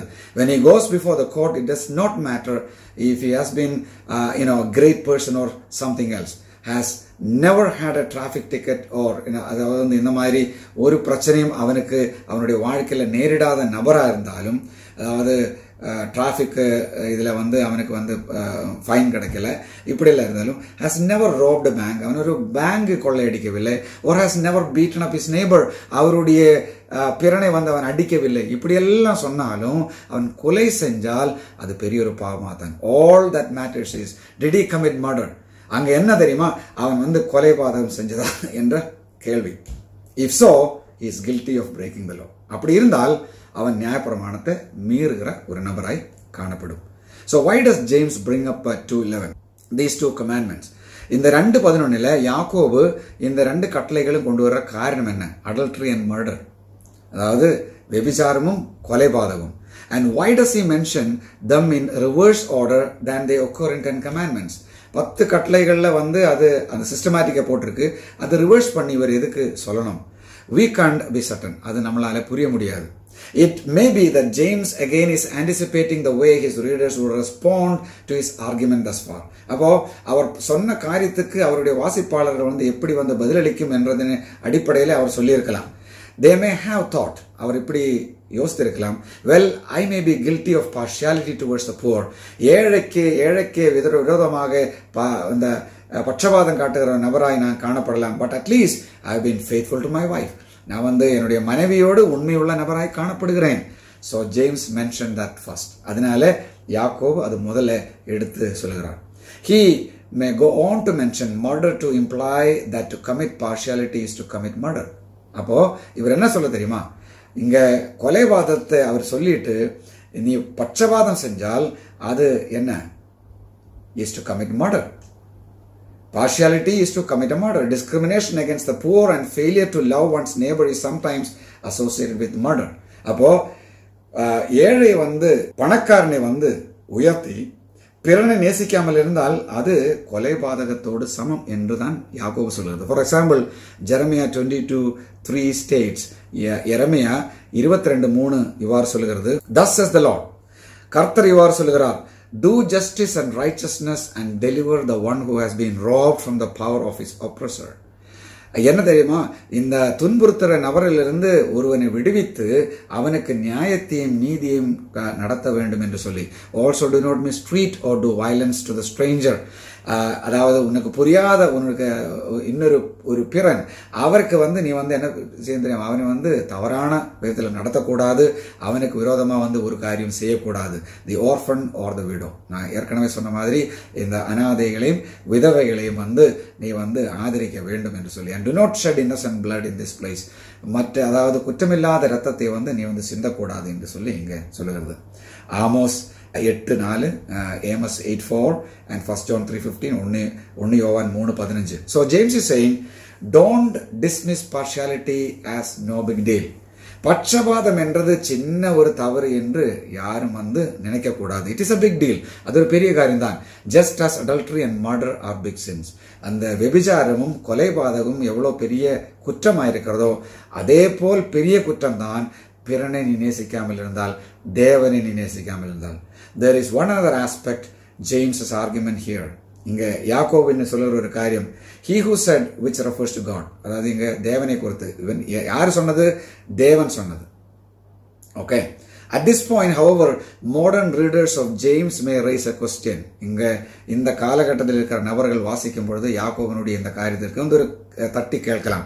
If any violation of God's law is serious, தேவனுடைய சட்டத்தை வந்து மீறினது வந்து பெரிய பாவம், அது வந்து சீரியஸான ஒரு காரியம் என்றால், then does this mean that we must observe all of the ceremonial commandments about food and cleansing? அப்போ அவங்க கேட்குற கேள்வி என்னன்னு தெரியுமா? இந்த உணவை பற்றியும் சுத்தத்தை பற்றியும் இருக்கிற அந்த சடங்காசாரமான எல்லா காரியங்களும் நாம் வந்து கடைபிடிக்கணுமா என்ற கேள்வி அவர்கள் கேட்கலாம். As believers under grace, கிருபையின் அடிப்படையில் நாம் விசுவாசிகள் என்ற முறையில் how do we know which commandments apply to us today? இன்றைக்கு எந்த கட்டளை நாம் கிருபையின் யுகத்தில் வாசம் பண்ணுகிற வசிக்கிற இந்த விசுவாசிகள் என்ற முறையில் நமக்கு பொருந்துகிற கட்டளைகள் என்ன, பொருந்தாதது என்ன என்று நம்மளால் எப்படி கண்டுபிடிக்க முடியும் என்று இவர்கள் கேட்கலாம். So James argues it is a serious matter because it renders you guilty before God. யாக்கோபனுடைய அந்த கருத்து என்னவென்று தெரியுமா? தேவனுடைய கட்டளை மீறினார் நீ. He concludes, number 3, we must speak and act as those who will stand before God for judgment. நாம் வந்து தேவனுடைய முன்பதாக நியாய தீர்ப்புக்கு நிற்க போகிற நபர்கள் என்ற முறையில் நாம் பேசுவதும் நம்மளுடைய செயல்பாடும் அப்படி இருக்க வேண்டும் என்று அவர் சொல்லுகிறார். James makes 2 points here. Number 1, believers will be judged by the law of liberty. விசுவாசிகள் வந்து என்ன தெரியுமா? இந்த சுதந்திரத்தின் நியாய பிரமாணத்தின் அடிப்படையில் தான் வந்து நியாயம் தீர்க்க போகிறது என்று சாப்டர் 2 verse 12 அவர் சொல்லுகிறார். Some may wonder, I thought that believers would be judged at all, not be judged at all. அதாவது நான் நினைக்கிறது விசுவாசிகள் ஒருபோது நியாயம் தீர்க்கவில்லை என்றுதானே வேதம் சொல்லுகிறது. Since Christ bore our judgment on the cross, அதாவது கிறிஸ்து சிலுவையிலே நம்மளுடைய நியாயத்தை வந்து நம்மளுடைய நியாய தீர்ப்பை வந்து அவர் வந்து தன்மேலே எடுத்துக்கொண்டார் என்று சொல்லியிருக்கிறது வேதம். What does it mean then to be judge by the law of liberty? சுதந்திரத்தின் நியாயப்பிரமாணம் என்று சொன்னால் என்ன என்ற கேள்வி அவர்கள் கேட்கலாம். ஜீசஸ் said in John 5:24, இயேசு கிறிஸ்து யோவான் 5:24 என்ன சொன்ன தெரியுமா? Truly truly I say to you, அதாவது உண்மையாகவே நான் உங்களுக்கு எடுத்து சொல்கிறேன், he who hears my words and believes him who sent me has eternal life. என்னுடைய வசனத்தை கேட்டு என்னை அனுப்பின நபரை வந்து விசுவாசிக்கிற எவனுக்கும் நித்திய ஜீவன் உண்டு. And does not come into judgment, அவன் ஒருபோதும் நியாய தீர்ப்புக்கு உட்படான் என்று சொல்லி, but has passed out of death into life, மரணத்திலிருந்து நீங்கி ஜீவனுக்குள் வந்தது என்று சொல்லி. ஸோ அப்போஸ்தலன் Paul states clearly in Romans 8:1. அப்போஸ்தலன் பவுல் வந்து ரோமன் நிருபம் 8ஆம் அதிகாரத்தினுடைய 1ஆம் வசனத்தில் வந்து தெள்ள தெளிவாக நமக்கு எடுத்து என்ன சொல்றது தெரியுமா? Therefore there is now no condemnation to those who are in Christ Jesus. கிறிஸ்து இயேசுவுக்கு உட்பட்ட நபர்களுக்கு நியாய தீர்ப்பு இல்லை என்று சொல்லி அவர் சொல்லுகிறார். These are other similar verses show that Christ bore the punishment that we deserve for our sins. நம்மளுடைய பாவங்களுக்காக நாம் பெற வேண்டிய காரியங்கள் கிறிஸ்து நமக்காக வந்து அது ஏற்றுக்கொண்டார் என்று சொல்லி அந்த வசனங்கள் தான். If we have trusted in him, we will not face God's eternal wrath at the final judgment. கடைசி அந்த ஒயிட் த்ரோன் ஜட்ஜ்மெண்ட், அந்த வெள்ளை சிம்ஹாசனத்தில் நாம் செல்லும் பொழுது ஒருபோதும் இயேசு கிறிஸ்துவை நம்புகிற நபர்களுக்கு வந்து நியாய தீர்ப்பில்லை என்று அங்கே வெளிப்படுத்தின விசேஷம் 20:11-15 Revelation 20:11-15 it says, but even though we do not need to fear that awful judgment, if we are in Christ, Paul wrote in 2 Corinthians 5:10, Pavul வந்து 2 கொரிந்தியர் 5:10 நாம் வந்து இந்த பெரிய நியாய தீர்ப்புக்கு உட்படாமல் இருக்கிற ஆளா இருந்தாலும், கிறிஸ்துவுக்குள்ள இருக்கிற நபர்கள் அந்த பெரிய வெள்ள சிம்ஹாசன நியாய தீர்ப்புக்கு நாம் உட்படாத நபர்களாக இருந்தாலும், for we must all appear before the judgment seat of Christ. கிறிஸ்துவனுடைய நியாயஸ்தனுக்கு முன்பதாக நாம் எல்லாரும் வந்து நிற்க வேண்டும் என்று சொல்லி அங்க அவர் சொல்லுகிறார். and each one may be recompensed for his deed in the body.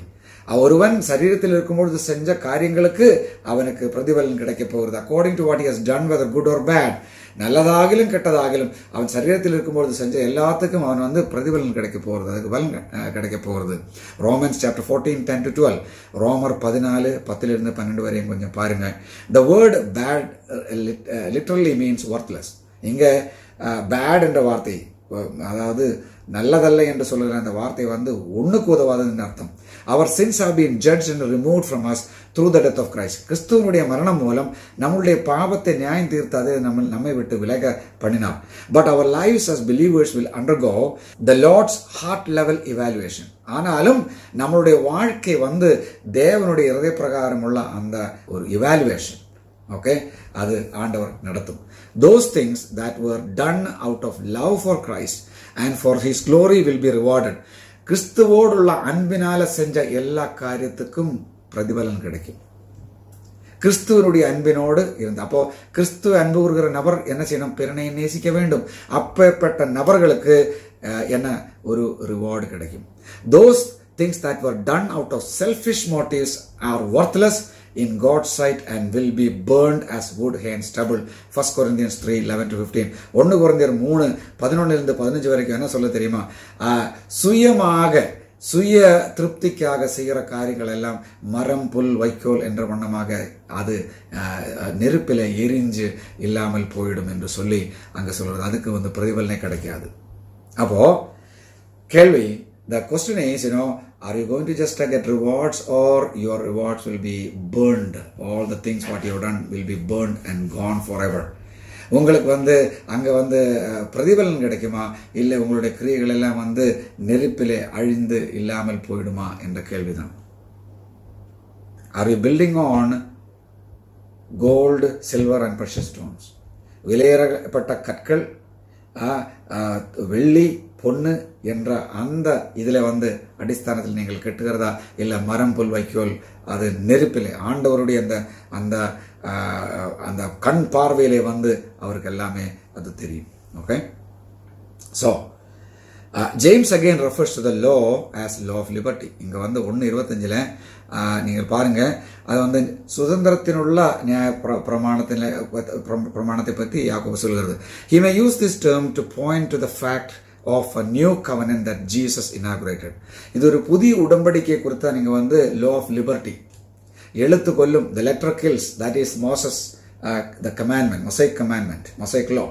மோசையினுடைய கட்டளையில் தான் வந்து எழுத்து கொல்லும் என்று சொல்லுகிறது. ஆனா இது வந்து புது உடன்படிக்கை. And rather than keeping the external rules of the old law, இன்னைக்கு நிறைய நபர்கள் வந்து புறம்பே வந்து காட்டுகிற வண்ணமாக யூத மக்கள் என்ன செஞ்சு தெரியுமா, புறம்பே எல்லாம் காட்டிக் கொண்டிருந்தது. அதனால தான் அவர் சொல்றது, your lips, you are only just giving me lip service but your heart is far away from me. ஆண்டவர் சொல்றது என்ன தெரியுமா, உன்னுடைய இருதயம் வந்து என்னிலிருந்து தூரத்தில் விலகி இருக்கிறது, ஆனா வந்து நீ வந்து உதடு கொண்டு எனக்கு வந்து எல்லா காரியங்களும் செஞ்சு கொண்டு இருக்கிறது, ஆனா இருதயம் என் பக்கமா இல்லை என்று சொல்லி. ஆனா இந்த புது கட்டளை என்ன தெரியுமா, the new commandment of love is written on our hearts. ரட்சிக்கப்பட்ட ஒரு விசுவாசிக்கு இந்த அன்பு ஆண்டவர் அவனுடைய இருதயத்திலே வந்து எழுதி வைத்திருக்கிறது. If you don't have that, you have to be born again. அது உனக்கு இல்லை என்று சொன்னால் நீ மறுபடியும் பிறக்க வேண்டும். If you are a child of God, He has written the love in your heart.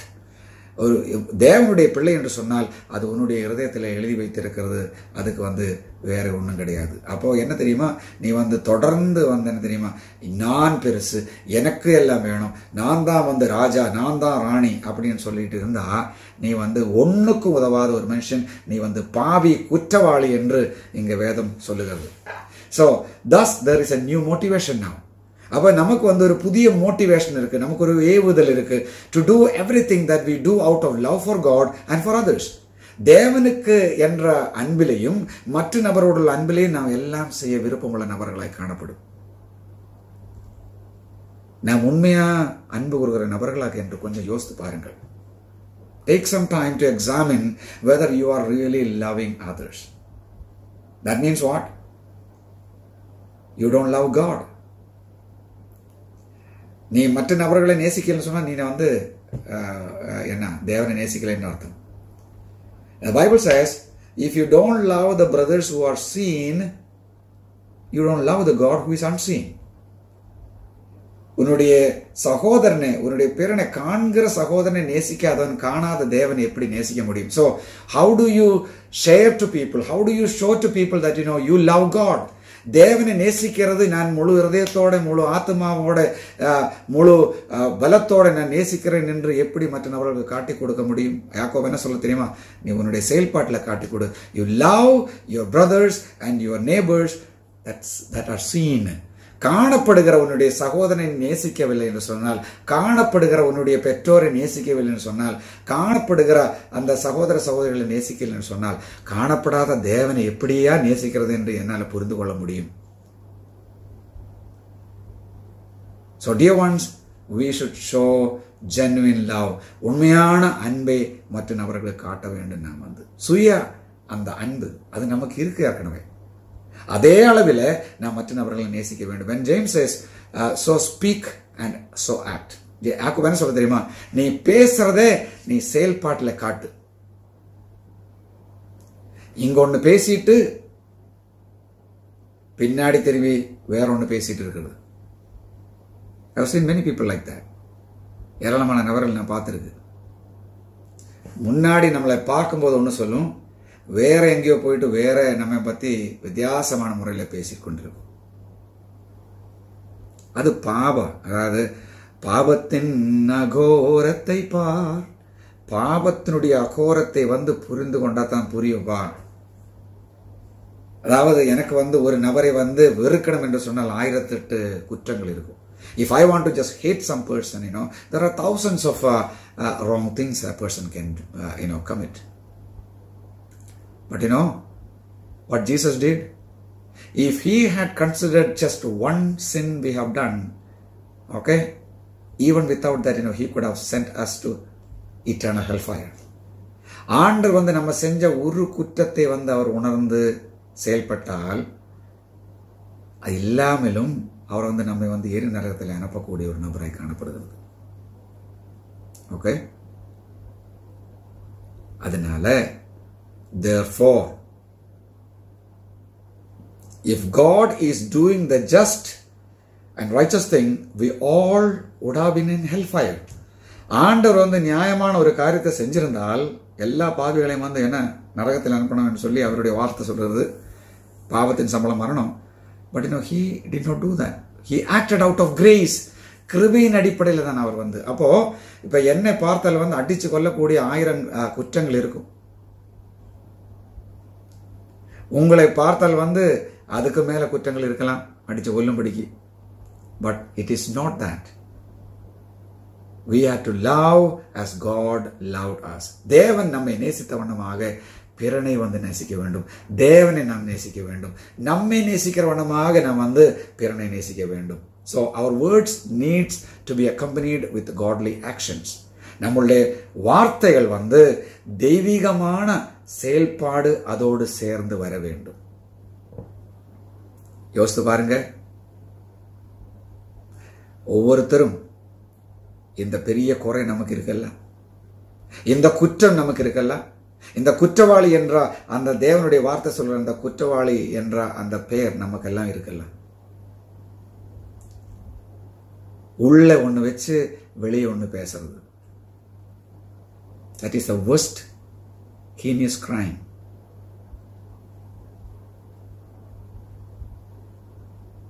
So James is telling us to live in light of the fact that we will soon stand before Jesus Christ.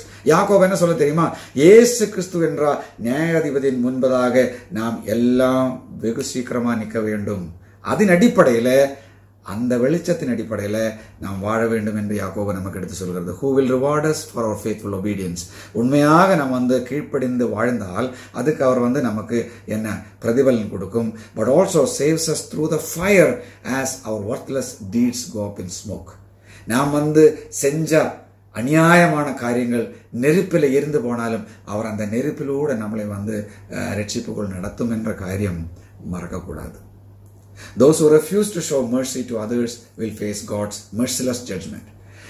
மற்ற நபர்களுக்கு தேவனால கொடுக்கப்பட்ட அந்த இரக்கம், அந்த கருணை காட்டாமல் இருந்தால் தேவனால கருணை இல்லாத நியாய தீர்ப்பு நீங்கள் நேரிட வேண்டும் என்று சொல்லி, ஆண்டவர் உனக்கு காட்டின அந்த இரக்கத்தை, அந்த கருணையை வந்து மற்ற நபர்களுக்கு நீ காட்டவில்லை என்று சொன்னால் உனக்கு வந்து ஆண்டவர் வந்து என்ன தெரியுமா?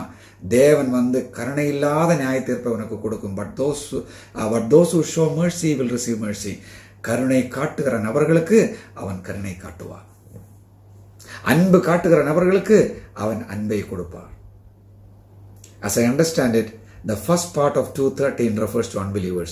இரண்டாம் அதிகாரம் அதனுடைய 13ஆம் வசனத்தினுடைய முதல் பகுதி அவிசுவாசிகளுக்கு பொருந்தும். whereas the last part refers to believers. அதனுடைய கடைசி பாகம் வந்து விசுவாசிகளுக்கு பொருந்தும். Keep in mind though that unbelievers described in the first part of the verse may profess to know Christ and be in the church. புரிந்து கொள்ள வேண்டியது தெரியுமா? இது ஏதோ அவிசுவாசி குறித்து சொல்லல, இது நான் இயேசு கிறிஸ்துவை நம்புறேன் என்று சொல்லி நடித்து கொண்டு சபையில வருகிற நபரை குறித்து இங்க சொல்றது. But not genuinely saved. உண்மையா ரட்சிப்பு அவங்க வாழ்க்கையில் இல்லை. எப்படி உண்மையா ரட்சிப்பு ஒரு நபரை நம்மளை பார்க்க முடியும்? By the action. A tree shall be known by its fruit. ஒரு மரத்தை வந்து கனியினால புரிந்து கொள்ளும் என்று சொன்ன மாதிரி என்ன தெரியுமா? அவருடைய செயல்பாட்டினால நமக்கு தெரியும். எப்ப பார்த்தாலும் மூர்க்க சுபாவத்தோட, கோப சுபாவத்தோட, அப்படியே வந்து இகழ்த்தி மற்ற நபர்கள் ஒன்றும் இல்லை, நாம் தான் வந்து பெரிய ஆளு என்ற முறையில செயல்பட்டால் நீ குற்றவாளி என்று வேதம் சொல்லுகிறது. நீ ஒண்ணும் கிடையாது. When you stand before God, we will not receive mercy. You don't want to go there. இப்பேற்பட்ட நபர்கள் தேவனுடைய முன்பாக நிற்கும் பொழுது அவருக்கு கருணை கிடைக்காது என்றுதான் இங்க சொல்றது. Matthew chapter 18:23-35, மத்தாய் 18:23-35 வரை நல்லா படிச்சு பாருங்க. If you are a believer, விசுவாசி அல்ல என்று சொன்னால் இப்போ இங்க என்ன தெரியுமா? இந்த முதல் பகுதி அவிசுவாசிகளுக்கு என்ன தெரியுமா? சபையில் இருக்கு, ஆக்டிவா இருக்கு, எல்லா காரியங்களுக்கு காணிக்க கொடுக்கும், எல்லாமே இருக்கு. ஆனா வந்து என்ன தெரியுமா? உண்மையை ரட்சிக்கப்படாத நபர்கள், அப்பேற்பட்ட நபர்களும் சபையில் உண்டு. அதுதான் யாக்கோபு சொல்றது. ஆனா உண்மையான விசுவாசியா இருந்தால் உனக்கு பயம் இருக்கும். ஐயோ, நீ இதை செய்யாதுன்னு இல்லை, நீ உனக்கு அந்த உள்ள வந்து இதெல்லாம் இருக்கும். ஆனால் ஐயோ ஆண்டவரே நான் அப்படி செய்யக்கூடாது, அப்படி நான் செஞ்ச பாவத்தை என்னிடத்தில் மன்னிச்சு விடும் என்று சொல்லி மனம் திரும்புதல் இருக்கும் உனக்கு. Showing mercy to others demonstrate that you have already received mercy from God.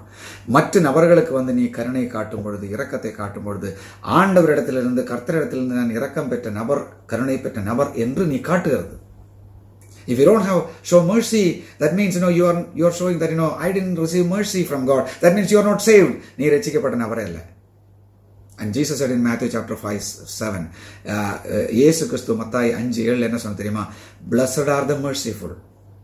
இரக்க குணமுள்ளவர் ஆசீர்வதிக்கப்பட்டவர்கள், for they shall receive mercy. அவர்களுக்கு வந்து இரக்கம் கிடைக்கும், அவர்கள் வந்து கிருபை, இந்த கருணை கிடைக்கும்.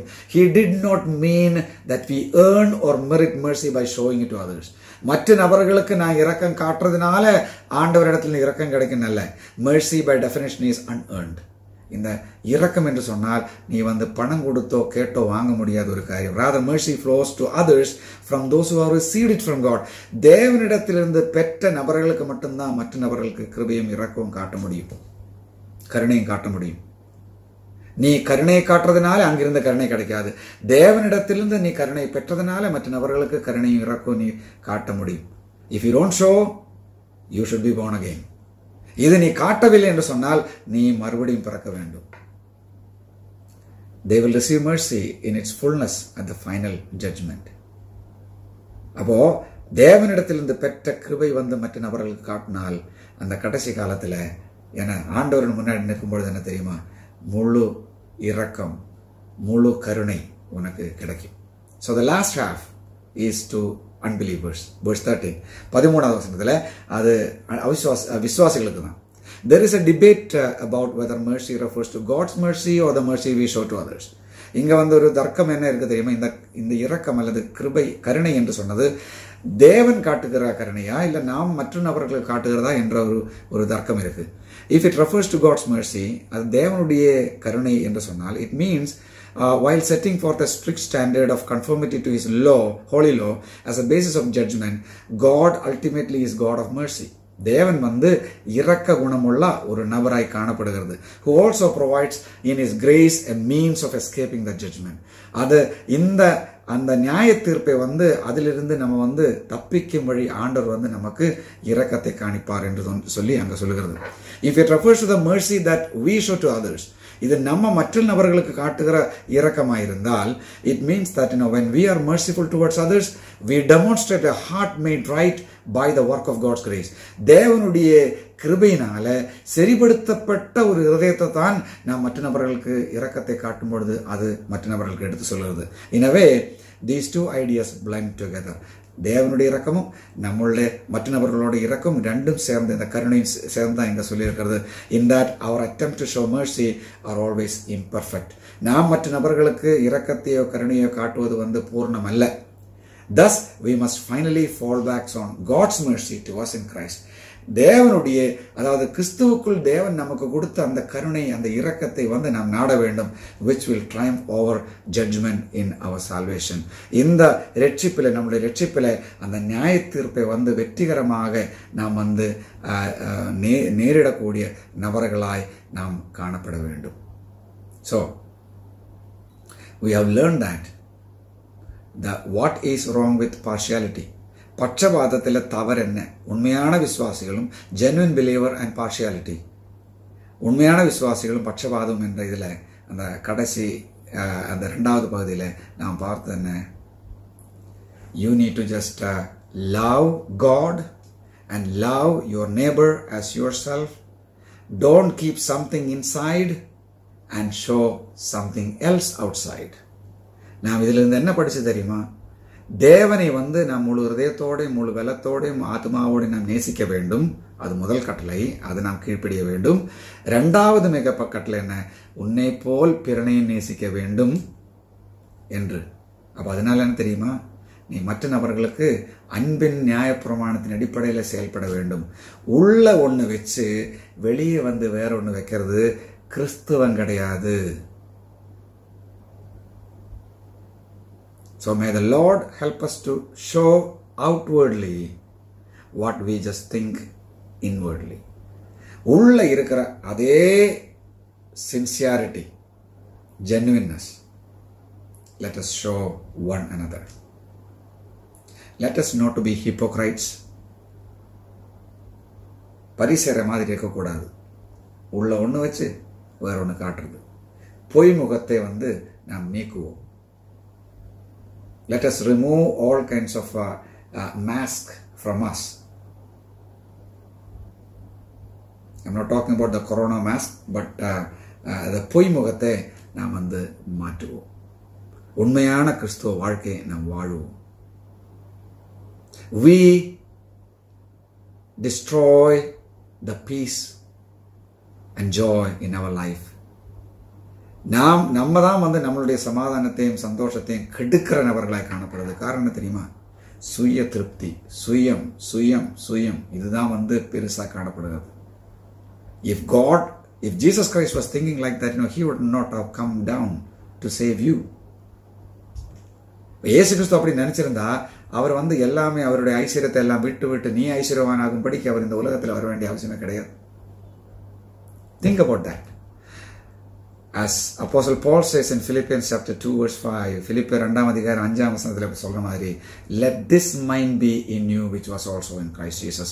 கிறிஸ்து இயேசுவுக்குள் இருந்த அந்த சிந்தனை உங்களுக்கும் இருக்க கடமை. He came down for us. He loved us. உன்னை போல் பிறனை நேசி. பட்சபாதம் என்பது நமக்கு பொருந்தினதல்ல. Please check our lives, You just do partiality for some people, You just think that, they are great people and some people are, low standard people. ஒரு சில நபர்கள் பெரிய அந்த ஐஸ்வர்யவான், மற்றவங்க ஏழை, இவர்களுக்கு ஒன்றும் இல்லாதவன் அப்படின்னு எல்லாம் சொல்லிட்டு நம்ம நடந்து கொண்டு இருக்கிறது. God chose the poor to confound the wise of this world. ஏழைகளை ஆண்டவர் குப்பை தொட்டியில் இருக்கிற ஆளுகளை ஆண்டவர் தூக்கி எடுத்தார். நீயும் குப்பை தொட்டியில போக வேண்டியதுதான். ஆனா he came down so that you may become rich because of his poverty. அவருடைய பஞ்சத்தினாலே, அவருடைய ஐஸ்வர்ய இழப்பினாலே நீ ஐஸ்வர்யவானாகும்படிக்கு அவர் ஏழையானார் இந்த உலகத்தில். So love God, love others, love your parents, love your brothers and sisters, and that's the only way you can show that you really love God who is unseen. காணப்படாத தேவனை நீ நேசிக்கிறது என்றதுக்கு ஒரே ஒரு அடிப்படை என்ன தெரியுமா? நீ தேவனை நேசிப்பதும் பிறனை நேசிப்பதும். உள்ள ஒன்று வைத்து வெளியே வேற ஒன்று காட்டாமல் இருப்பதும் தான் உண்மையான கிறிஸ்துவ வாழ்க்கை என்று யாக்கோபு சொல்கிறது. Let us all do that. நம்ம எல்லாரும் அதை செய்வோம். So until we see again next week, அடுத்த வாரத்தில் நாம் காணும் வரைக்கும், may the Lord help you to live a life based on the word of God. தேவனுடைய வார்த்தையின் அடிப்படையில் வாழும்படிக்கு ஆண்டவர் நமக்கு ஒவ்வொருத்தருக்கும் அந்த கிருபையை தரட்டும். Let us show mercy to others. Let us love our neighbors. Let us love God and be an exemplary Christian in this world. ஒரு மற்ற நபர்களுக்கு முன்மாதிரியான ஒரு கிறிஸ்துவ வாழ்க்கை நாம் வாழ்வோம். May the name of the Lord be glorified. கர்த்தருடைய பரிசுத்த நாமத்துக்கு மகிமை உண்டாவதாக.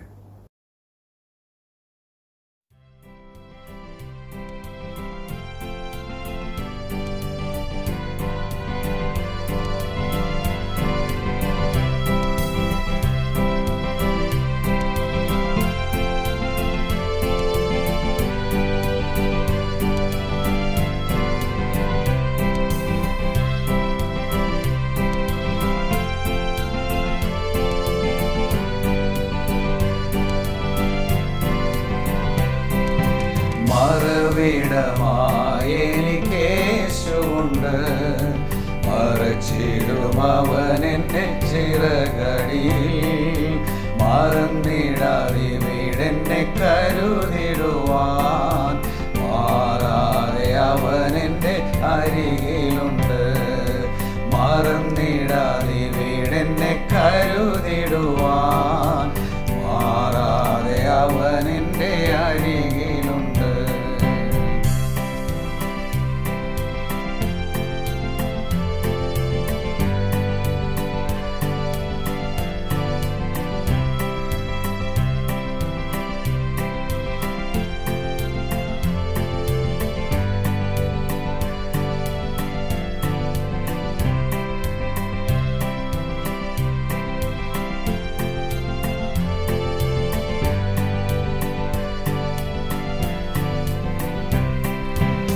അനുദിനവും അനുഗമിപ്പാൻ അവൻ നല്ല മാതൃകയാകുന്നെനിക്ക്.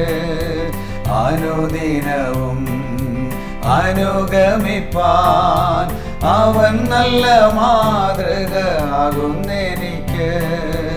ആനന്ദ ജീവിത വഴിയിലിന്ന് അനുഗ്രഹമായി എന്നെ നടത്തിയിടുന്നു. ആനന്ദ ജീവിത വഴിയിലിന്ന് അനുഗ്രഹമായി എന്നെ നടത്തിയിടുന്നു. മറവിടമായി എനിക്ക് യേശുവുണ്ട്, മറച്ചിലും അവനെന്നെ ചിറകടിയിൽ. മറന്നിടാതെ വീടെന്നെ കരുതിടുവാൻ മാറാതെ അവനെന്റെ അരികിലുണ്ട്. മറന്നിടാതെ വീടെന്നെ കരുതിടുവാൻ മാറാതെ അവനെന്റെ അരികിലുണ്ട്.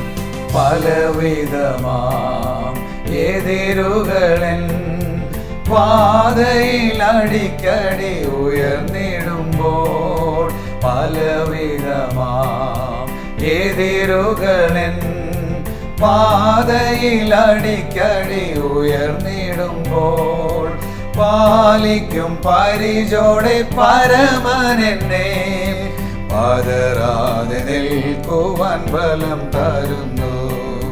പാലിക്കും പരിചോടെ പരമനെന്നെ പതറാതെ നിൽക്കുവാൻ ബലം തരുന്നു. മറവിടമായി എനിക്ക് യേശുവുണ്ട്, മറച്ചിടും അവനെന്നെ ചിറകടിയിൽ. മറന്നിടാതെ വീടെന്നെ കരുതിടുവാൻ മാറാതെ അവനെന്റെ അരികിലുണ്ട്. മറന്നിടാതെ വീടെന്നെ കരുതിടുവാൻ മാറാതെ അവനെന്റെ അരികിലുണ്ട്.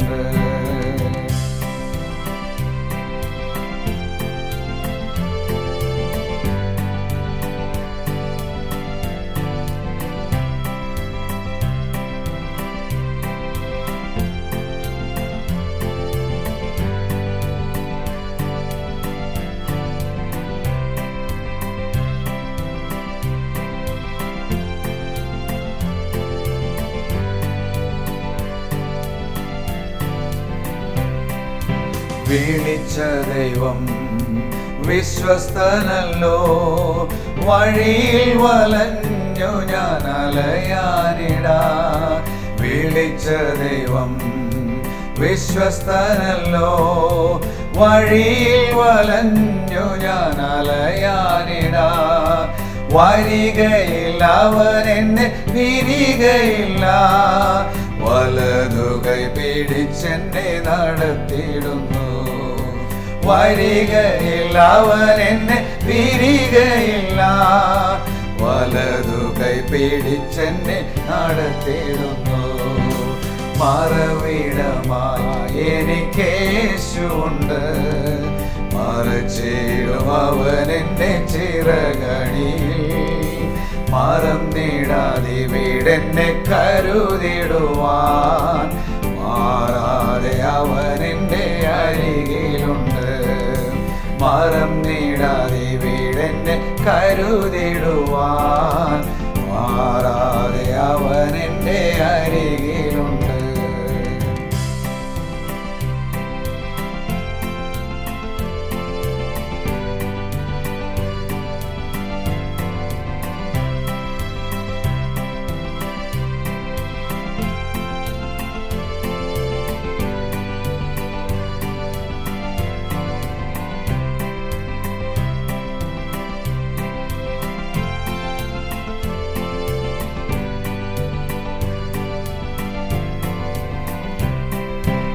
ഇതാ വേഗം ഞാൻ വാനവീരവിൽ ഇനിയും വരുമെന്ന് അരുളി ചെയ്താൻ. ഇതാ വേഗം ഞാൻ വാനവീരവിൽ ഇനിയും വരുമെന്നരുളി ചെയ്താൻ. ഈ നല്ല നാഥനെ കാണുവാനായി ഇരവും പകലും എണ്ണി വസിച്ചിടുന്നു. ഈ നല്ല നാഥനെ കാണുവാനായി ഇരവും പകലും എണ്ണി വസിച്ചിടുന്നു. മറവിടമായി എനിക്കേശുണ്ട്, മറച്ചിടും അവൻ എന്നെ ചിറകടിയിൽ. മറന്നിടാതെ വീടെന്നെ കരുതിടുവാൻ മാറാതെ അവൻ എന്റെ അരികിലുണ്ട്. മറന്നിടാതെ വീടെന്നെ കരുതിടുവാൻ മാറാതെ അവൻ എന്റെ അരികിലുണ്ട്.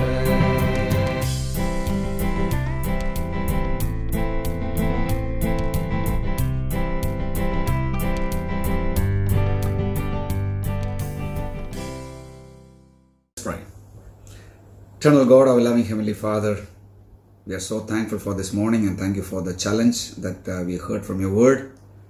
Most of the times, Lord, we park something in our heart and we show something else that we are not. And we try to show partiality and we just esteem some people above others and we dislike others and hate others. Lord, we have learned that we are guilty if we do that. And it is equal to murder. It is a serious sin. Lord, help us to just change those things with the help of your word. Help us not to pick and choose the verses that we like from your word. Satan also did the same thing as Jesus was tempted. Help us not to just follow his footsteps, but our Master's footsteps. Thank you for blessing us and thank you for taking care of our lives. And continue to be our portion and strength. In Jesus' name we pray. Amen. நம்முடைய பிதாவாகிய தேவனுடைய அன்பு, குமாரனுடைய கிருபைகள், பரிசுத்தாவினுடைய அந்யோன்யம் ஐக்கியம் நாம் அனைவரோடும் இப்பொழுதும் எப்பொழுதும் இருப்பதாக. ஆமென்.